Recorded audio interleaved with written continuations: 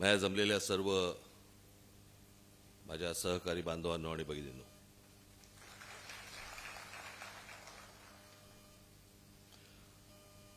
मध्ये माझी 2 भाषणं झाली पुण्यामध्ये, ऐकली असतील कदाचित. पण मला असं वाटतं की बऱ्याच दिवसानंतर आपण जरा एकमेकांना भेटतोय.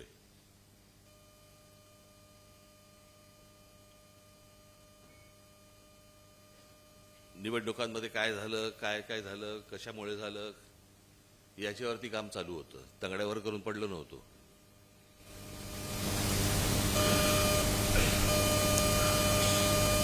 स्टेप बाय स्टेप जाऊ. सर्वप्रथम मी दिलगिरी व्यक्त करतो तुमची सर्वांची की तुम्हा सर्वांना मला वाढदिवसाच्या दिवशी भेटता नाही आलं.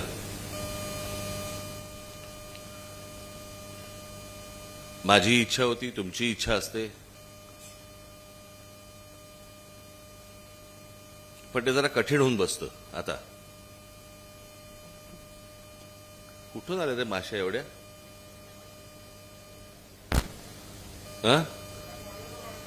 काय काय हो नाही, इथून तिथून गेला चला, बोलताना आत गेली तर प्रॉब्लेम.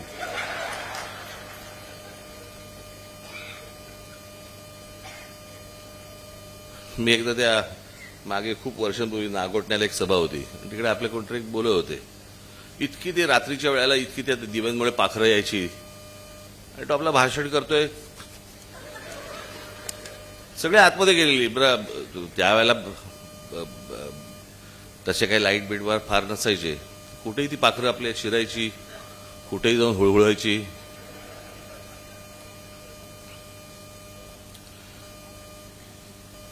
ते होतं असं की ते वाढदिवसाला तुम्ही सगळेजण येता, प्रेमाने येता, भेटायची सर्वांची इच्छा असते, माझीही असते. पण ते हल्ली काय झालं, मी ते मागे बोललो होतो ना, ते मोबाईल फोन बंद करा ना आता. मी प्रत्यक्ष उभा आहे तरी मोबाईल बंद बघतायत मला.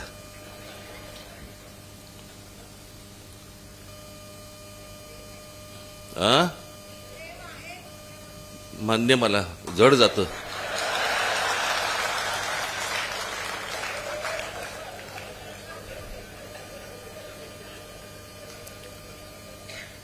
आणि मग ते काय होतं, इतके सगळेजण लोक येत असतात, मग एक तासाभरानंतर मग ते सगळं इरिटेशन सुरू होतं. यावेळेला खरं तर मी तुम्हाला असं वाटलं असेल की बाबा बाहेर जावी सांगून मी घरीच होतो. घरी नव्हतो, म्हणजे घरी होतो पण बाहेर जायचं होतं. आईने सांगितलं की नको, घरीच थांबू आपण, बाहेर जाऊया नको. मग घरी थांबलो. मग काही जण आले तरी पण. मग माझी आता आल्यावरती काय सांगू, पत्र वाचलं नाहीस का? पण ते घरच्या घरीच सगळं होतं, त्याच्यामुळे ते होऊ शकलं नाही. पुढल्या वर्षी निश्चित बाहेरगावी जाईन, काळजी नसावी.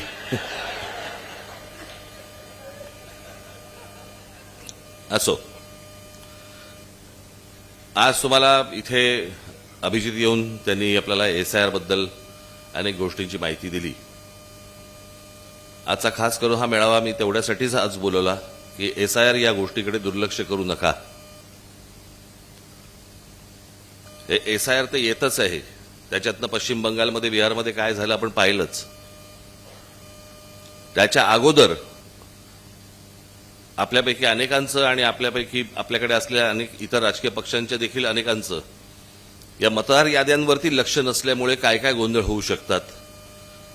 आणि आता निवडणुका ह्या ही गोष्ट इतक्या प्रोफेशनल लेवलवरती आलेली आहे की यांच्याकडे दुर्लक्ष करणं म्हणजे तुमचं संपूर्ण. तुम्ही एक गोष्ट लक्षात घ्या,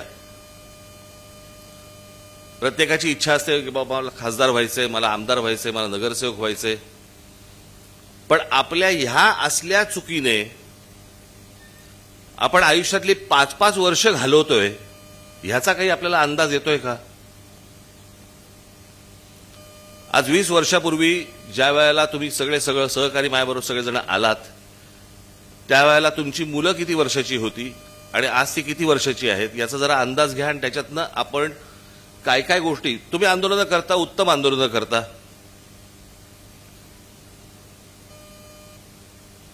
भाषणही उत्तम करता, घराघरापर्यंत लोकांना विचार पोहोचवता, सगळ्या गोष्टी करता, लोकांना भेटत असता, सगळं काही आहे.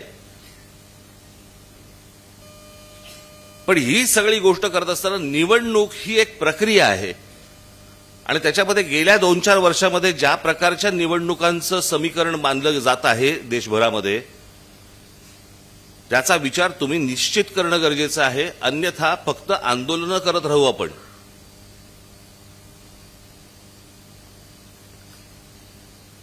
मी आता परवा दिवशी पण आपला तो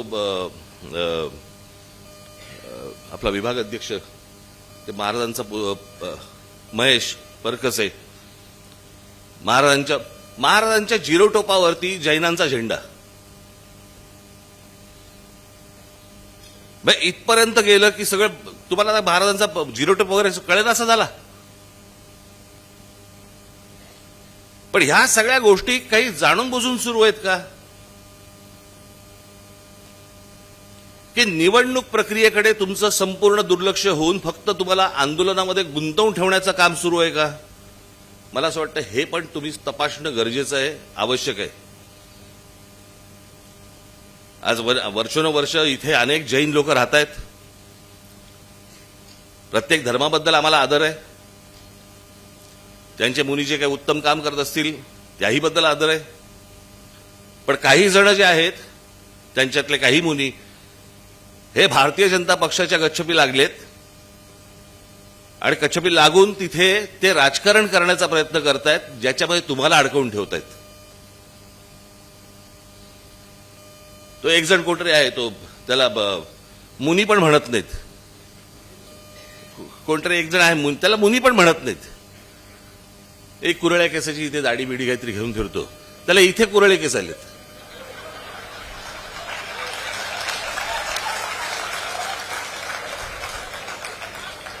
चला उलट झालं की काय झालं?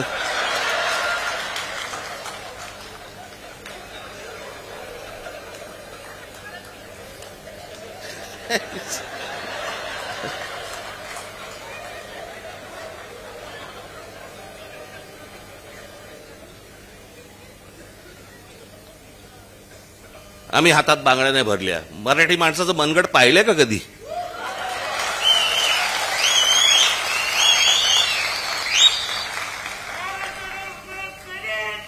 आम्हाला कुठचेही वाद नकोयत, भांडणं नकोयत, परंतु वाद उकरून काढणार असाल आम्ही रस्त्यावरती उभे राहू.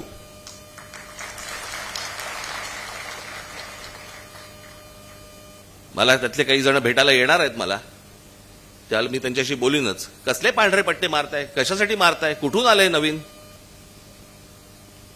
अनेक मुनी यांचे रस्त्यावरती फिरत असतात, हायवेवरती फिरत असतात, सगळीकडे जात असतात. तेव्हा नाही पांढरे पट्टे लागत तुम्हाला? सोसायट्यांमध्ये सांगताय, अस्तित्व दाखवताय. तुम्ही धर्माचं काम करा. तुम्ही त्या समाजाबद्दल, त्या जैन समाजाबद्दल जे काय धर्माचं काम करत असाल करा, करण्याबद्दल काहीच प्रश्न नाहीये. नको त्या भानगडीत कशाला येत आहे?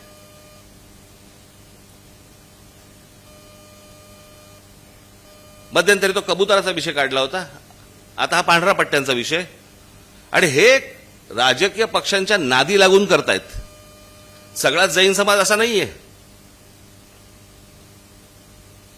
पण हे जाणून बुजून. आणि मला तुम्हाला हेच सांगायचंय की या सगळ्या याच्यामध्ये तुम्ही सगळे उतरता, आपलं डोकं फिरतं आणि त्याच्यामध्ये तुम्हाला या एका विषयांमध्ये, अशा गोष्टींमध्ये तुम्हाला गुंतवून ठेवायचं ज्याच्यामध्ये भावनिक सगळे विषय काढायचे आणि ह्यांचं काम हे वेगळ्या तऱ्हेने चालू असतं. तुम्हाला इकडे बघायला लावतात आणि ह्यांचं काम इकडे चालू असतं. ही गोष्ट तुम्ही लक्षात घेतली पाहिजे, गांभीर्याने लक्षात घेतली पाहिजेत.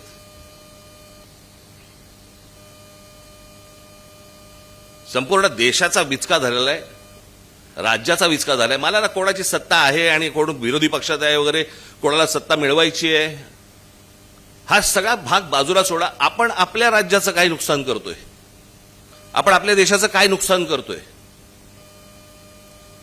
आज बेरोजगारीचं प्रमाण इतकं प्रचंड मोठ्या प्रमाणावरती वाढलेलं आहे, काही लक्ष आपलं तिकडे?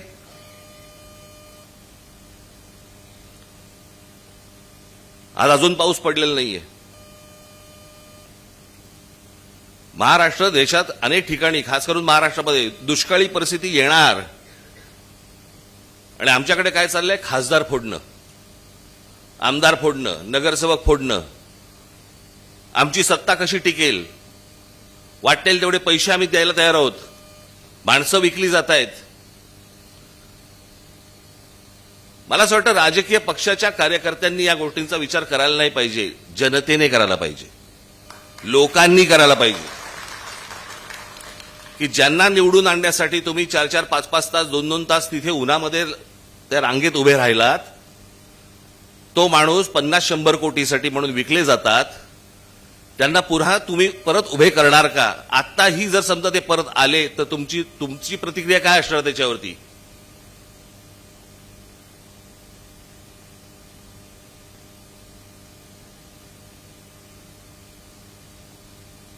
एक जुनं वाक्य आहे ते, स्वाभिमान मेला ना की उरतात फक्त जिवंत प्रेत.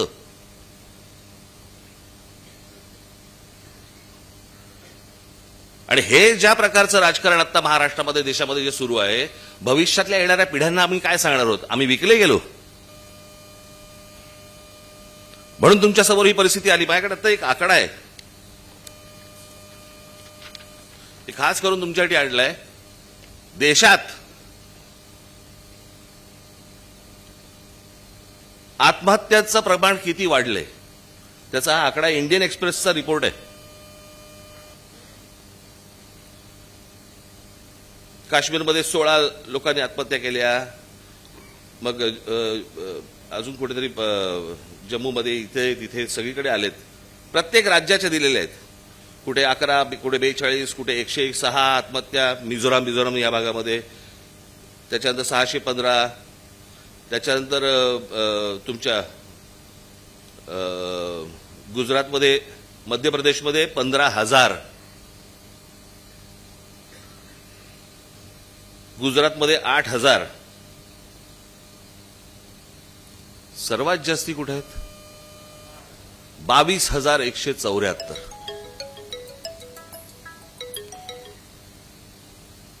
आज शेतकरी आत्महत्या करतायत, विद्यार्थी आत्महत्या करतायत, नीटचे पेपर फुटतायत. या नीटला जेव्हा आणली त्याच वेळेला आपण विरोध केला होता.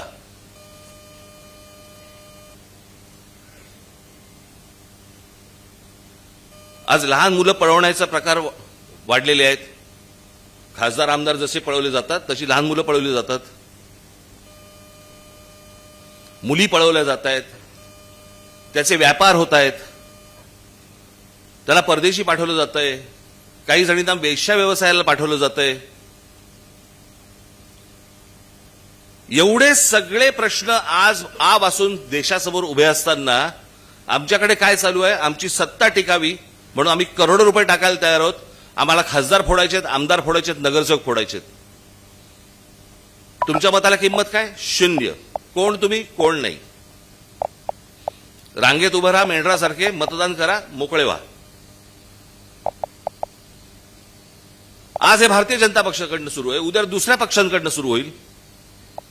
काही दुसऱ्या इतर पक्षांकडनं अगोदर, ह्याच्या अगोदर पण झालेलं आहे. याला निवडणूक म्हणणार? मी काल आम्ही बसलो असताना मी म्हटलं बरं झालं चला आपले खासदार निवडून नाही आले.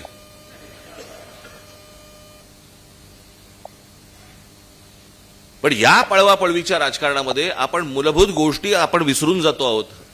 आपण महाराष्ट्राचं अस्तित्व विसरून जातो आहोत. महाराष्ट्राचा स्वाभिमान विसरून जातो आहोत. महाराष्ट्राची परंपरा विसरून जातो आहोत. देशाची परंपरा विसरून जातो आहोत. आणि चौबाजूने आम्ही काय बघतोय आज? या सगळ्या गोष्टी विकल्या जात आहेत. मी तुम्हाला आता एक आपल्या हे महावितरण ना, MSCB,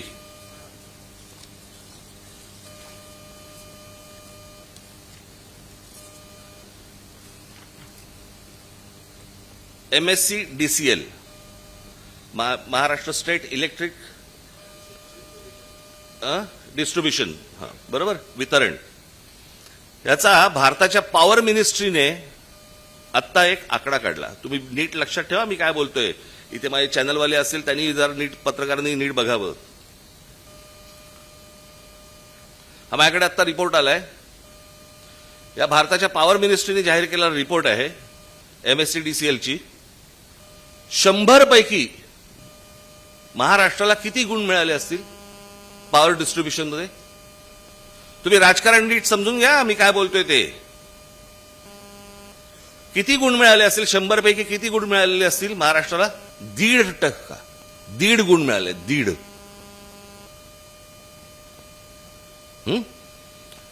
या 1.5चा अर्थ कळतोय तुम्हाला? यांचा आता IPO येतोय.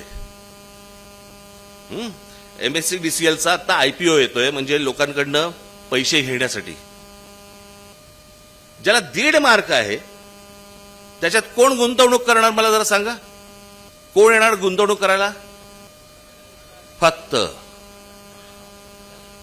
म्हणजे हे एकदा ताब्यात आलं संपूर्ण महाराष्ट्राचं डिस्ट्रीब्युशन की महाराष्ट्राची वीज हे अदानी ठरवणार. तुम्हाला कोणत्या भावाने विकायचंय, तुमच्याकडची कशी मीटर तोडायची आहेत, तुम्हाला कसं तुम्ही जर पैसे नाही भरू शकलात तर कसे तोडायचे, अंधारात कसं ठेवायचंय, ह्याचे सगळे उपाय सुरू आहेत. मुंबई ठाणा महाराष्ट्रातल्या जमिनी तर देतातच आहेत, जंगलं दिली जात आहेत.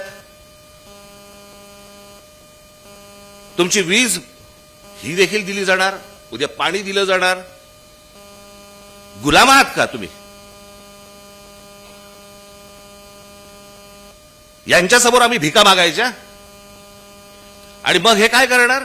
पुन्हा परत तुम्हाला आंदोलनामध्ये गुंतवून ठेवणार. हे चक्र कसं फिरते बघा.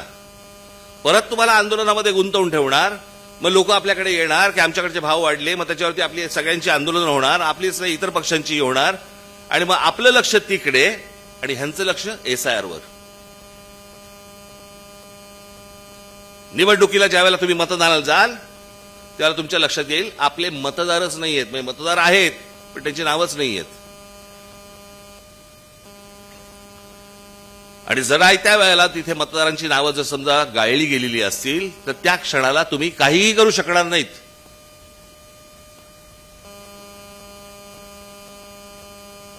मला जे कळलं त्याप्रमाणे आता काहीतरी ममता बॅनर्जींची जवळपास 27 लाख मतं काढली गेली. 27 लाख.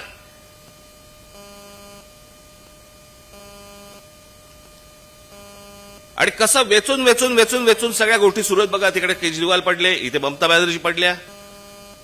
हवा आहे तो घ्यायचा, बाकीच्यांना पाडायचं, संपूर्ण सिस्टीम ताब्यात घेतलेली आहे.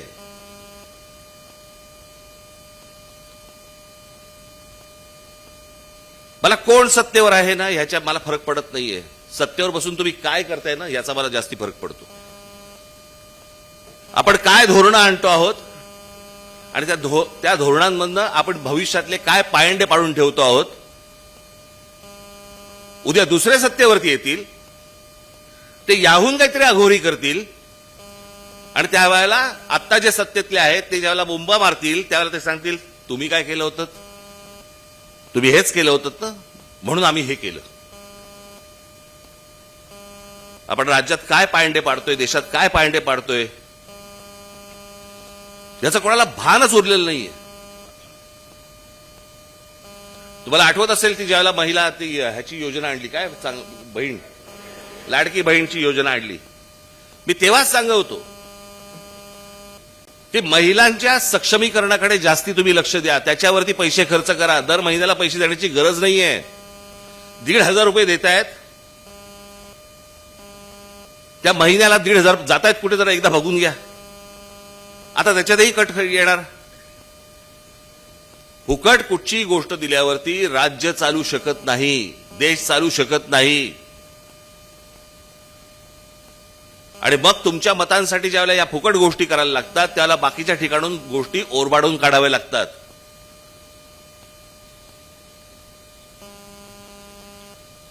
तुमच्याकडे तुम्हाला 1 रुपया द्यायचा आणि तुमच्याकडनं 10 रुपये ओरबाडून काढायचे, 100 रुपये ओरबाडून काढायचे. आपण हे कधीतरी गणित मांडणार आहोत की नाही, बघणार आहोत की नाही. मगाशी म्हटलं त्याप्रमाणे कोण सत्तेत आहे ह्याच्याशी मला मतलब नाही. आपण काय देशाचं वाटोळं करतोय, आपण भविष्यातल्या येणाऱ्या पिढ्यांचं काय नुकसान करतो आहोत, आपल्याला हे जर समजत नसेल काय चाटायच्या त्या निवडणुका. आणि जर समजा तुम्हाला चांगलं काम करायचं असेल, तुम्हाला नगरसेवक होऊन, आमदार होऊन, खासदार होऊन जर समजा तुम्हाला चांगलं काम करायचं असेल, तर आता ते अभिजित यांनी सांगितल्याप्रमाणे तो तिथे जाण्याचा सत्तेचा मार्ग हा मतदार यादीतनच जातो. खरा मतदार कोण आहे, खोटा मतदार कोण आहे, खोट्या मतदारांवरती तुम्ही ऑब्जेक्शन घेतली पाहिजेत, याच्यासाठी तुम्ही फिरलं पाहिजेत, बघितलं पाहिजेत.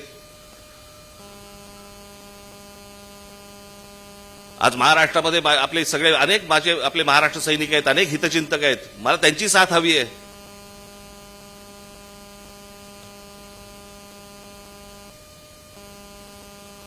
त्यांनी यावं, पक्षाला मदत करावी, माझ्याकडे यावं, मी सांगतो काय करायला पाहिजे ते. पण हे नुसतं तुम्ही वरवरचं राजकारण, वरवरच्या गोष्टी आणि आंदोलनं ह्या करून होणार नाही. ते आज आंदोलन घरापर्यंत पोहोचतं, पण ते घर मतपेटीपर्यंत पोहोचत नाही. याला काय म्हणायचं? आपल्या विरोधामध्ये काहीतरी एक षडयंत्र रचलं जातंय, याचा काही आपल्याला अंदाज? आणि किडूक मिडूक गोष्टींवरती समाधान मानू नका हो. आपण महाराष्ट्राचं, चांगल्या महाराष्ट्राचं स्वप्न पाहतो. मी माझ्या पहिल्या भाषणामध्ये मी सांगितलं होतं, जगाला हेवा वाटावा असा महाराष्ट्र माझ्या हातून घडावा ही माझी इच्छा आहे. पण ते करताना हातामध्ये सत्ता नको का? आणि 20 वर्षापूर्वीचं राजकारण आणि आत्ताचं राजकारण जमीन आसमानाचा फरक आहे, जमीन आसमानाचा. मला कळत नाही आता ते काय ते घर नोंदणीचा कार्यक्रम झाला ना, आता काय घर जनगणना नाही, जनगणना आता 30 तारखेपासून सुरू होते, जूनच्या. काय घरगणना झाली आता. हे करताना त्या अधिकाऱ्यांबरोबर भारतीय जनता पक्षाचे लोक होते. कोण जात आहेत, कोणाच्या घरी जात आहेत, काय तपासतायत, काय बघतायत, तुम्हाला नको कळायला? आणि गप्पा मारता मारता, बोलता बोलता त्यांना अंदाज येतो की हा आपला मतदार नाहीये, नोंद करून ठेवतात. आणि ज्या वेळेला हे कापले जातील त्याच्यानंतर तुमच्याकडे दुसरा मार्ग नसेल. आज जनगणना ही 30 तारखेला सुरू होतेय. पक्षातल्या माझ्या माता भगिनींना, माझ्या सर्व बांधवांना माझी विनंती आहे, माझ्या सर्व महाराष्ट्र सैनिकांना विनंती आहे, डोळ्यात तेल घालून लक्ष ठेवा याच्यावरती. आता असे जाऊ नका, अरे अजून 3 वर्ष आहेत निवडणुकीला. 3 वर्ष नाही, 3 वर्षात काय गायब होईल तुमच्या खालून तुम्हाला अंदाज पण नाही येणार, कळणार पण नाही तुम्हाला.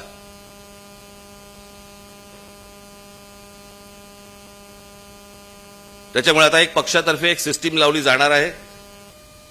आता हे दुबार मतदार, 2 पैकी एकाच ठिकाणी राहणार नाव. तुम्हाला वाटेल 2 पैकी एकाच ठिकाणी नाव राहणार म्हणजे कुठचं नाव राहणार?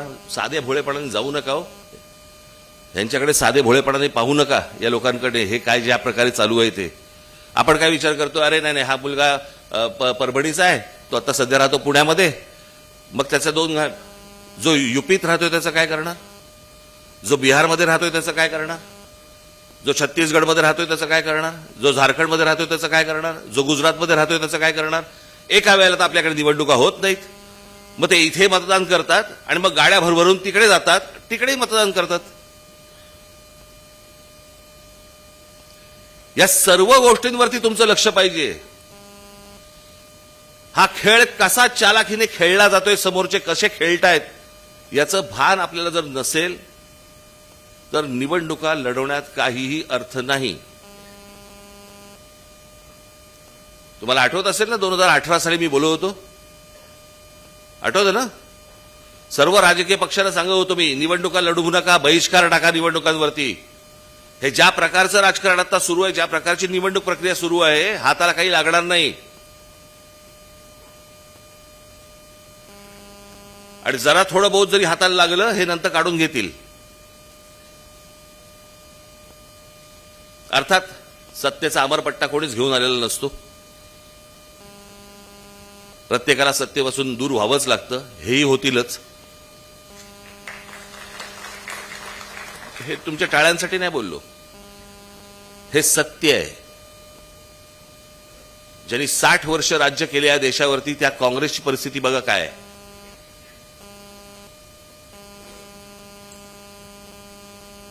आणि मी तुम्हाला सांगतो ना, हा सगळा आत्ता हे खासदार फुटले, परवा दिवशी माझ्याकडे पत्रकार आले होते.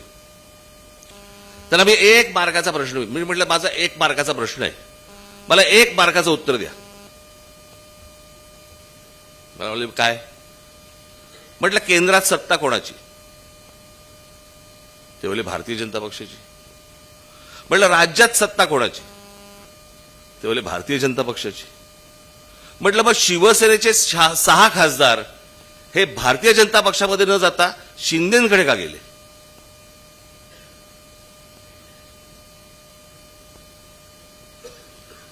म्हणजे वरती केंद्रामध्ये काय नेमकं राजकारण सुरू आहे. आणि 2029ची ही अमित शहा स्वतःची तयारी करतायत. आणि त्याच्यामुळे भाजपमध्ये तर असतील, जर विरोध करणारे असतील तर बाकीचे जे सगळे गट आहेत ते बरोबर असलेले बरे, याच्यासाठीची नाही तर 6 भाजपमध्ये जाऊ शकले असते. सोपं आहे ना. हे नेमकं काय घडतंय मी तुम्हाला सांगतो. ज्याला आपण अंतर्गत, ज्याला म्हणतो ना, एक वाद, ज्वालामुखी, त्रास, असा जो गोंधळ सगळा जो आहे ना, हा या देशापेक्षा भारतीय जनता पक्षात जास्ती आहे.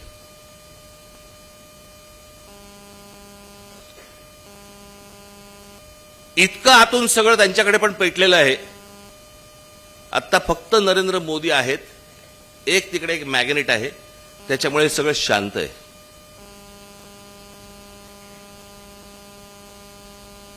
पण काही जण म्हणतात वर्षभरात काही गोंधळ निर्माण होतील, केंद्रातही होतील, देशभरातही होतील, बघू.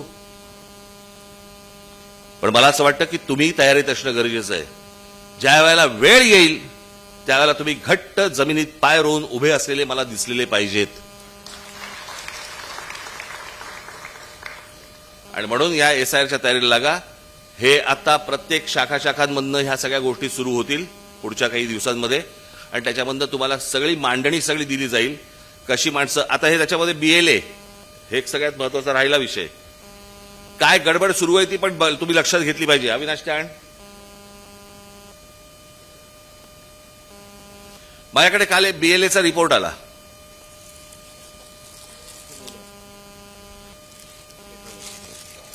BLAचा रिपोर्ट आला माझ्याकडे. तो दिला होता तुला रिपोर्ट? हा.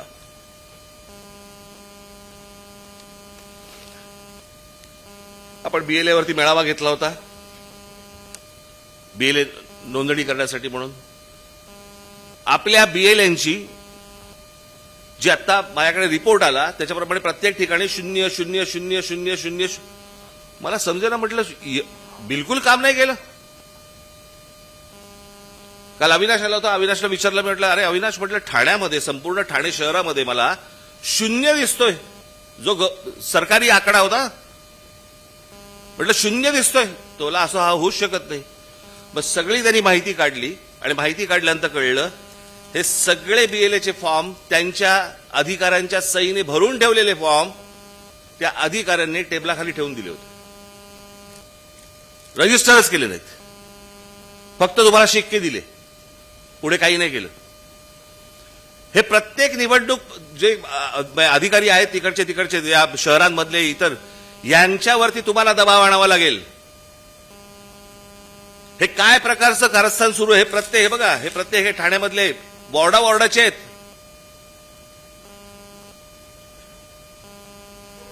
म्हणजे आता इथे हा कुठचा तू दिला होतास? ओवळा माजिवडा, बरोबर ना?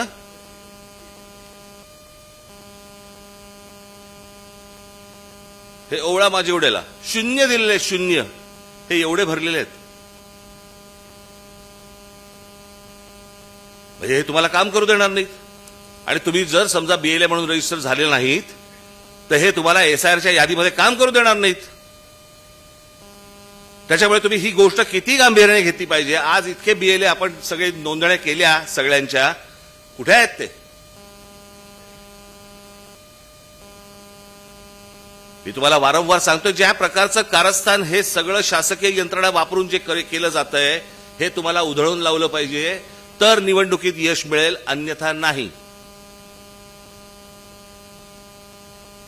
त्याच्यामुळे तुम्ही ही एसआयआरची गोष्ट आणि ही बीएलएची गोष्ट अत्यंत गांभीर्याने घ्यावी. तात्काळ आपल्याला हे सगळे बीएलए आता जे आहेत त्यांना एकत्र करणं गरजेचं आहे, त्यांची नोंदणी करणं गरजेचं आहे, त्या अधिकाऱ्यांच्या डोक्यावर बसून ते सगळ्या गोष्टी रजिस्टर करणं गरजेचं आहे आणि त्याच्या पुढे त्यांना कामाला लावायचंय.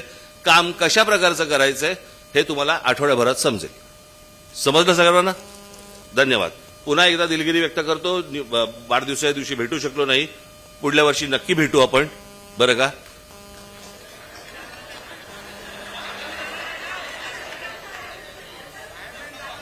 हा, म्हणजे मी बाहेर गावी, तुम्ही सगळे येऊन भेटा एकमेकांना. भेटू. धन्यवाद. जय हिंद, जय महाराष्ट्र.